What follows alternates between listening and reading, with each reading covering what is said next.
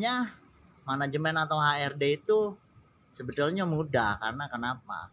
Undang-undang sudah menyatakan di situ apapun namanya, kalau pasal-pasalnya, bab-babnya, aturan-aturan ketenaga kerjaan itu seharusnya sudah bisa dibaca oleh orang-orang manajemen ataupun HRD. Tapi kembali lagi masalahnya ini kepentingan mereka juga. Assalamualaikum warahmatullahi wabarakatuh. Salam sejahtera untuk kita semuanya. Semoga kita semua selalu diberikan kesehatan dan keselamatan dalam semua aktivitas. Masih bersama saya, masih sebagai seorang buruh, dan tetap masih seputar tentang dunia perburuan nih. Nah, saat ini saya bersama seorang kawan yang sangat luar biasa, dan sampai hari ini pun masih berpikir tentang kondisi buruh meskipun sudah nggak ada lagi di pabrik. Nah, kawan saya ini dulu pernah kalau dibilang HRD ya, staf HRD ya, staf HRD itu. Tapi ini beda, staf HRD jadi pengurus serikat pekerja, kan jarang-jarang tuh. Nah, kenalin dulu nih, ini namanya Bang Yudi, ya kan? Bang Yudi ini dulu kerja di sebuah perusahaan elektronik, perusahaan Jepang ya, Bang. Jepang. Itu perusahaannya besar dan mengalami banyak kejadian yang luar biasa juga nih. Kita pengen dengar ceritanya, sehingga tapi perusahaan sudah tutup ya, Pak? Sudah tutup. Kita akan dengarkan sekilas nih, bagaimana sih dulu perjuangannya, pergerakannya hingga akhirnya tutup, sehingga ini akan menjadi apa ya, semacam peringatan juga untuk teman-teman buruh, meskipun kerja di perusahaan yang besar sekalipun gitu kan, Punahwit di PHK juga tuh. Nah, ini Bang Yudi akan berbagi sedikit cerita ke teman-teman semua nih. Tapi sebelum nanti cerita nih, Bang, Siap. kalau Bang Yudi melihat kondisi buruh sendiri itu seperti apa sekarang nih? Kalau kita melihat buruh secara global, itu kita prihatin. Dalam artian prihatin itu bisa dilihat dari secara individu ataupun secara keseluruhan buruh itu sendiri. Kenapa? Karena buruh itu merasa kita punya upah, punya gaji, lupa dengan semuanya, lupa dengan segalanya, tidak pernah tidak mau berbagi, banyak tidak mau berbagi. Dalam artian tidak mau berbagi itu, kita sebagai buruh itu harusnya berwawasan ke depan, usaha kecil-kecilan, kita banyak kawan, banyak teman, harusnya berpikir ke sana, karena kita tidak selamanya ada di perusahaan sebesar apapun, sekecil apapun, seperti apapun, ujungnya kita PHK. Kenapa? PHK itu banyak juga. PHK itu mati, PHK. Kematian itu PHK. Kita bermasalah, PHK. Iya kan? Terus kita mengundurkan diri, itu PHK juga. Hubungan kerja sudah tidak ada. Jadi banyak jenisnya PHK. Jadi yang buruh itu sendiri taunya PHK itu pabrik tutup. Padahal tidak, sakit berkepanjangan itu PHK. 100% upah berapa bulan? 75%, 50% itu berjalan. Itu kalau perusahaannya baik, bagus. Tapi kalau perusahaannya buruk, perusahaannya tidak mau tahu, pasti akan di PHK secara secara manajemen itu sendiri bagaimana melihat, karena biasanya kebijakannya juga berbeda-beda. Ada yang langsung PHK, ada yang memang menawarkan ataupun minta sendiri. Jadi sangat mengkhawatirkan secara global gitu. Karena kita tidak ada yang tidak ada yang abadi lah di suatu kerjaan apapun ataupun di pabrik ada yang abadi. Berarti sebenarnya kondisinya memang semakin mengkhawatirkan lah ya? Semakin mengkhawatirkan. Kenapa mengkhawatirkan? Kita punya keluarga, kita punya anak, anak kita bukan tambah kecil, tambah besar. Biaya juga sama, makin besar. Untuk sekolah, pendidikan itu sekarang mahal. Sekarang kalau kita ke swasta harus berapa puluh juta. Itu sekolah dasar tuh sudah di atas 10 juta mungkin. Sekolah dasar, belum SMP, SMA, SLTA. Itu udah pasti memakan biaya yang luar biasa. Sedangkan gaji kita aja stuck. Boleh dikatakan tidak ada kenaikan. Dan kenaikan 8, sekian% sudah tidak berimbang, tidak baik, tidak bagus. Kenapa? Saya katakan seperti itu. Kenaikan sudah jelas di depan mata, kebutuhan di depan mata, listrik, terutama listrik yang kita pakai setiap hari, biaya sekolah anak, PAM, biaya tidak terduga itu yang kita biasanya memang kita tidak pernah tidak pernah terpikirkan atau tidak pernah dipikirkan sekalipun. Jadi semakin kesini makin sulit untuk buruh, makin terjepit. Intinya seperti itu. Jadi selama saya kerja kebetulan saya di staf HRD. Jadi alhamdulillah saya masih bisa bantu kawan-kawan. Dan kebetulan saya juga dulu bagian dari PUK. Alhamdulillah saya berkomunikasi baik dengan manajemen, dan manajemen itu sendiri juga pada dasarnya dia tidak mau repot pada dasarnya karena dia juga ada kepentingan. Jadi ya buruh itu dilema lah gitu. Seperti itu. Nah itu waktu jadi staf HRD gitu ya.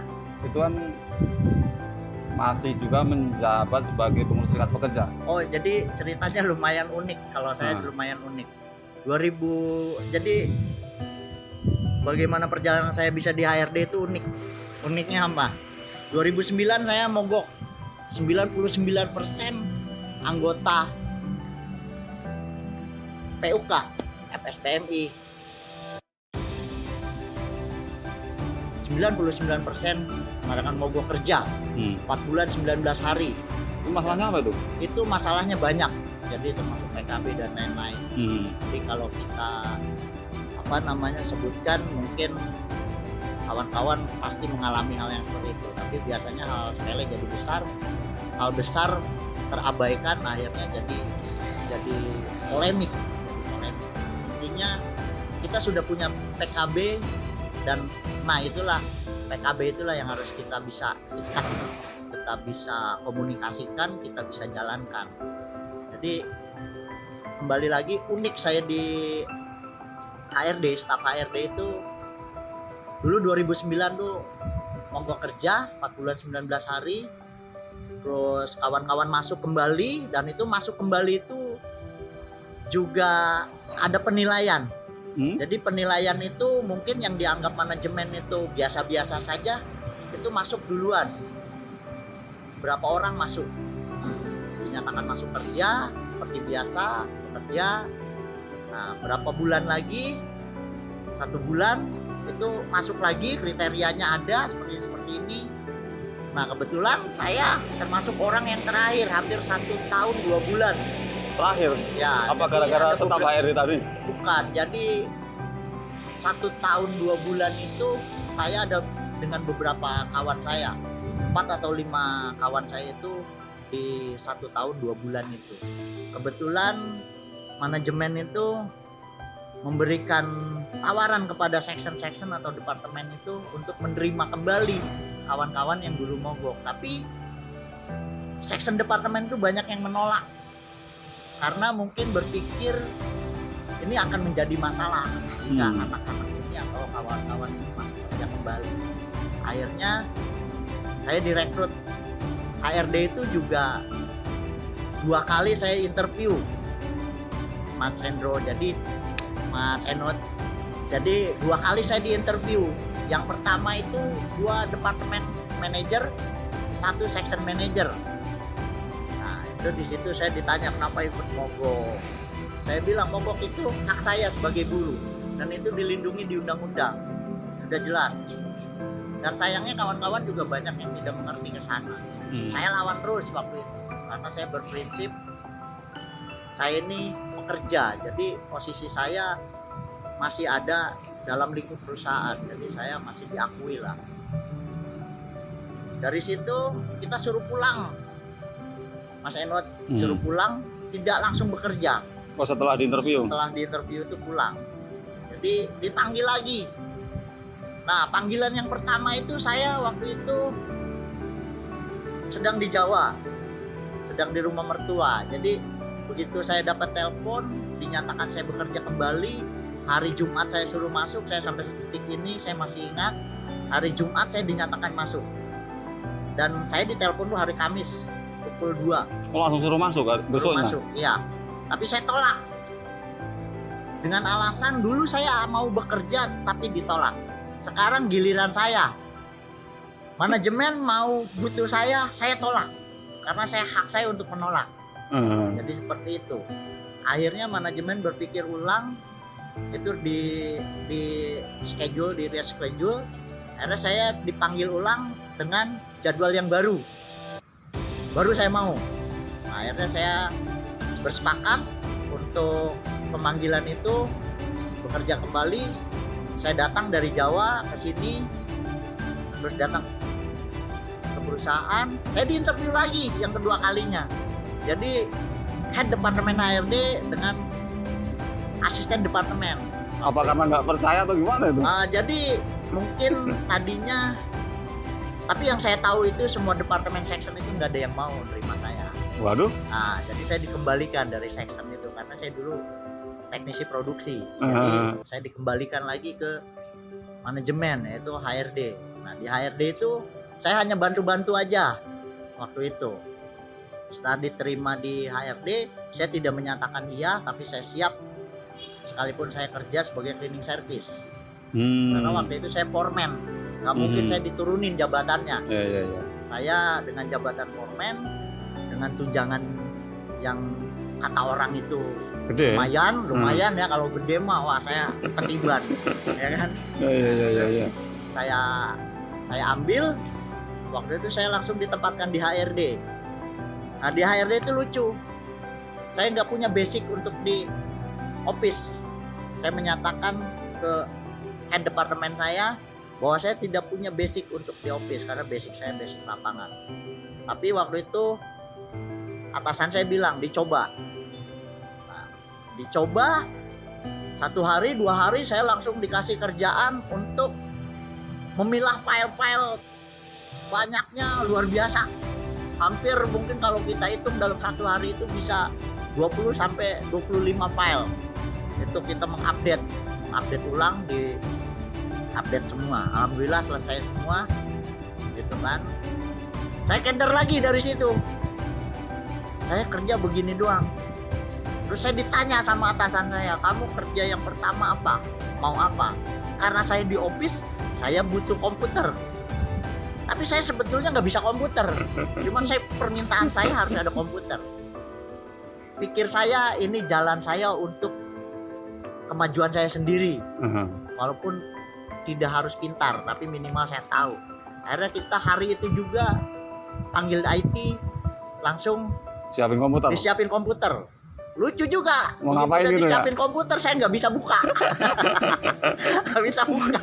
Jadi saya hanya noel-noel aja tuh ke teman saya, ke samping saya. Ini nyalainnya gimana? Ya kan? Terus ini pakai kode enggak? Ya kan? Pakai, nanti begini-begini. Nanti seperti ini. Sudah bisa terbuka, keder lagi.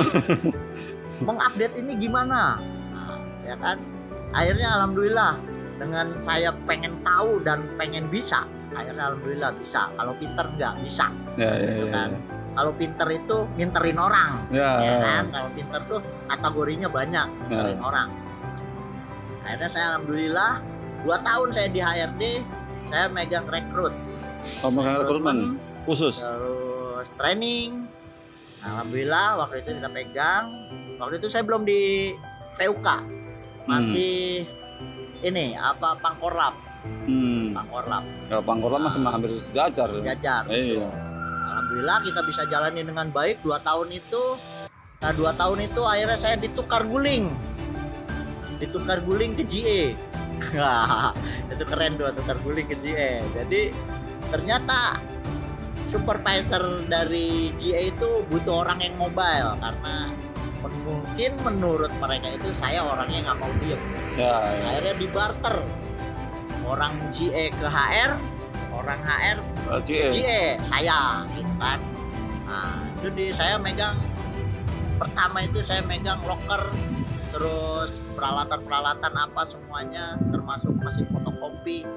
Nah, kita bantu juga untuk jemputan karyawan. Alhamdulillah saya bisa cepat mengerti. Akhirnya kita bantu di building. Alhamdulillah di building juga saya bisa bekerja dengan baik.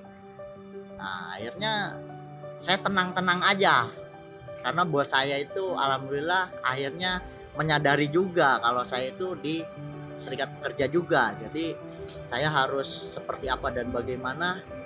Akhirnya dia membuat keputusan silakan bekerja, silakan juga ada kerjaan di luar, yaitu serikat pekerja. Akhirnya saya alhamdulillah kita bisa bebas.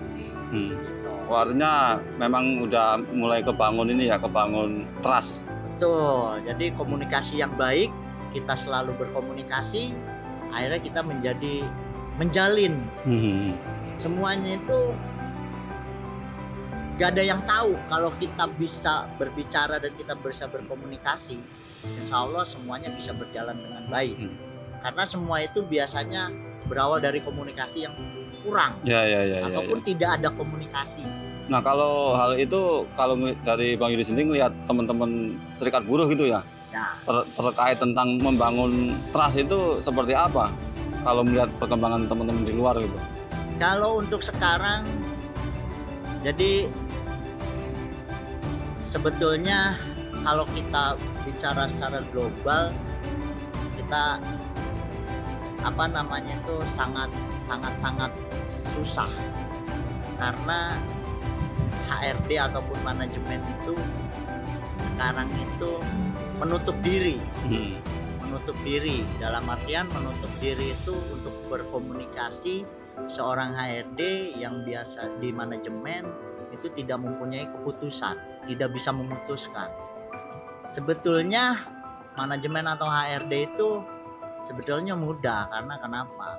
Undang-undang sudah menyatakan di situ apapun namanya, kalau pasal-pasalnya, bab-babnya, aturan-aturan ketenaga kerjaan itu seharusnya sudah bisa dibaca oleh orang-orang manajemen ataupun HRD. Tapi kembali lagi masalahnya ini kepentingan mereka juga untuk mendapatkan apalah gitu kan. Mungkin beda orang beda persepsi, orang beda pandangan, beda orang beda cita-cita.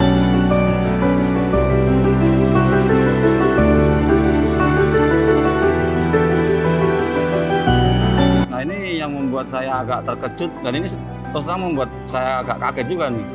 Ternyata tutup itu teman-teman taunya malah justru dari internet. Betul. Ya kan, dan itu sesuatu yang sangat luar biasa ketika teman-teman harus nyari tahu sendiri gitu kan. Betul.